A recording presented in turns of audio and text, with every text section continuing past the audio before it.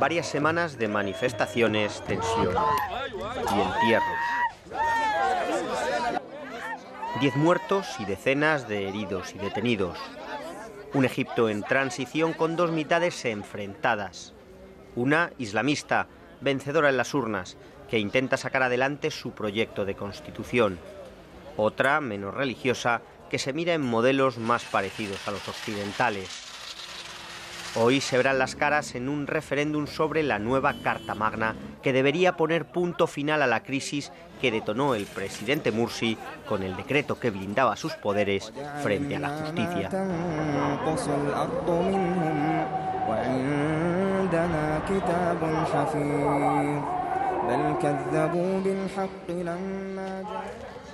Rasha y Sara se dirigen al local de los hermanos musulmanes en Mashguna, un suburbio del sur del Cairo. Van a una charla informativa para mujeres sobre la nueva Constitución. Estoy aquí porque nos han dicho que hay un ejemplar falso de la Constitución que la oposición ha hecho circular y quiero saber cuál es la verdad. Además, mi madre no sabe leer y no nos fiamos de la televisión. Estas actividades son parte de la estrategia de los islamistas a favor del sí en el referéndum. La organización de los hermanos musulmanes es sencilla. Dividen cada provincia egipcia en 4 sectores. Ibrahim al-Sharkawi es el jefe de uno de los sectores del Cairo.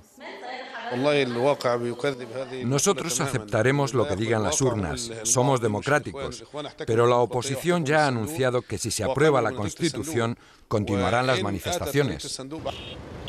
El borrador de la nueva Carta Magna divide profundamente a los egipcios. Ha sido elaborado por una asamblea constituyente de mayoría islamista. Los representantes de la oposición laica abandonaron las reuniones antes de que se presentara el texto en protesta por el carácter del mismo. Llegaron a definirlo como una chaqueta hecha a medida de los hermanos musulmanes. El texto establece la ley islámica como fuente de derecho. Mohamed al-Biltawi es uno de los redactores de la nueva Constitución, alineado con las tesis del presidente Mursi. En política se pueden tener opiniones diferentes, pero hay que hablar y votar. El problema es cuando se asesina o se lanzan cócteles Molotov. La Constitución puede aceptarse o rechazarse en las urnas, políticamente. En la sede del partido Wafd, contrario al nuevo proyecto de Constitución, nos recibe Tarek Tuhami, miembro del Comité Ejecutivo de la formación. La nueva Constitución da demasiados poderes al presidente. Nunca nadie en la historia de Egipto ha tenido tantos privilegios, incluso más de los que tenía Hosni Mubarak. El doctor Al-Baradei, Sabahi y Musa, los líderes de la oposición, todavía sueñan con el sillón presidencial. Ese es el verdadero problema, no la Constitución. El problema es la ambigüedad. El artículo 10 dice que el Estado, junto a la sociedad, mantendrá los valores y tradiciones, pero esto es muy ambiguo. Cada egipcio puede interpretarlo a su manera. Desde el principio Mursi intenta proteger el referéndum y a la Asamblea Constituyente de una posible disolución por parte del Poder Judicial. Aprovecha su gran popularidad tras lograr un acuerdo de alto el fuego entre Israel y Hamás en Gaza para proclamar su controvertido decreto. El 22 de noviembre promulga el acta constitucional que blinda sus decisiones y acelera la redacción del borrador de la Constitución. Los jueces se rebelan y la oposición llama a sus seguidores a las protestas.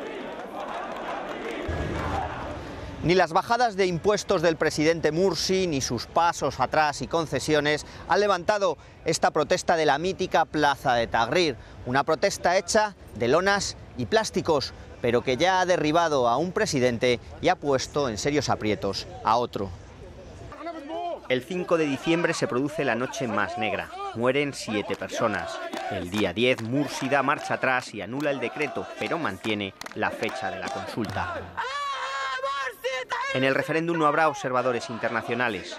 Muchos jueces, encargados tradicionales de la supervisión electoral, se niegan esta vez a hacerlo. Consideran que la nueva Constitución mina su independencia del Poder Ejecutivo. Ante esta negativa, el presidente ordena su celebración en 2 días. Hoy, día 15, vota El Cairo, Alejandría, Asuán, Asuit y el Sinaí. El día 22 lo hará el resto del país. La oposición llega sin demasiada unión al referéndum. Algunos de sus líderes llaman a votar no, otros defienden el boicot. Detractores y partidarios de la nueva Constitución también chocan en lo referente a la libertad de expresión. Los islamistas protestan frente al complejo industrial 6 de octubre. Aquí están la mayoría de los medios críticos con el presidente Mursi. Para sus seguidores, faltan a la verdad e incitan a las protestas. Estamos aquí para lanzar un mensaje a esos mentirosos. No son verdaderos periodistas. Están incendiando Egipto.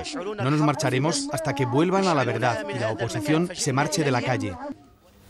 La pluma de Amer Okasha empieza a dejar sus trazos sobre una hoja en blanco. Es uno de los caricaturistas más famosos de Egipto, reconocido internacionalmente.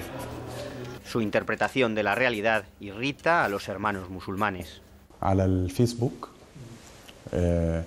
utilizado Facebook para mandarme amenazas. Hay comentarios que me acusan de infiel. Temo que la ambigüedad de las nuevas leyes pueda hacer que cierto público me odie. Cualquier cosa que dibuje podría interpretarse que es contraria a Dios o a la religión.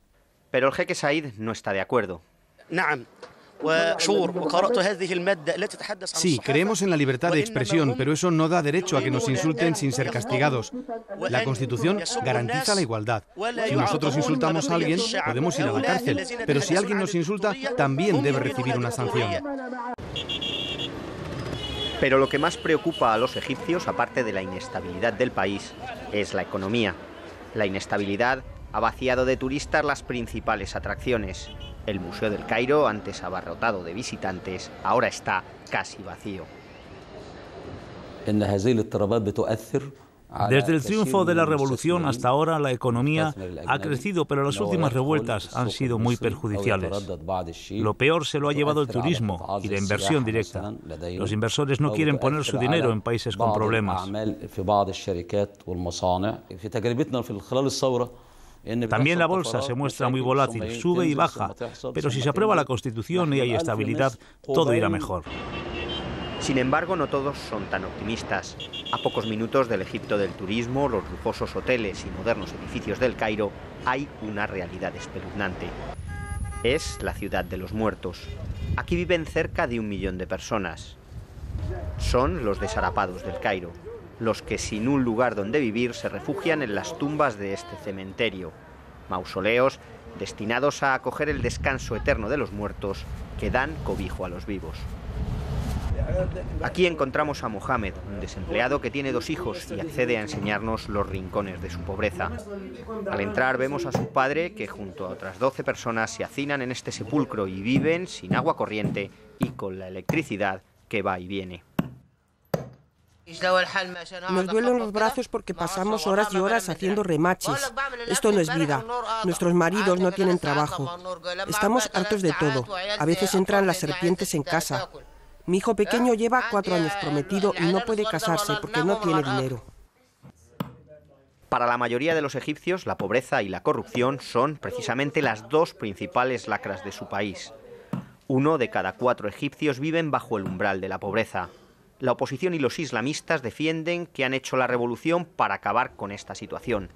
Los dos persiguen el mismo fin, pero de momento se muestran como 2 mitades irreconciliables, incapaces de llegar a un punto de encuentro.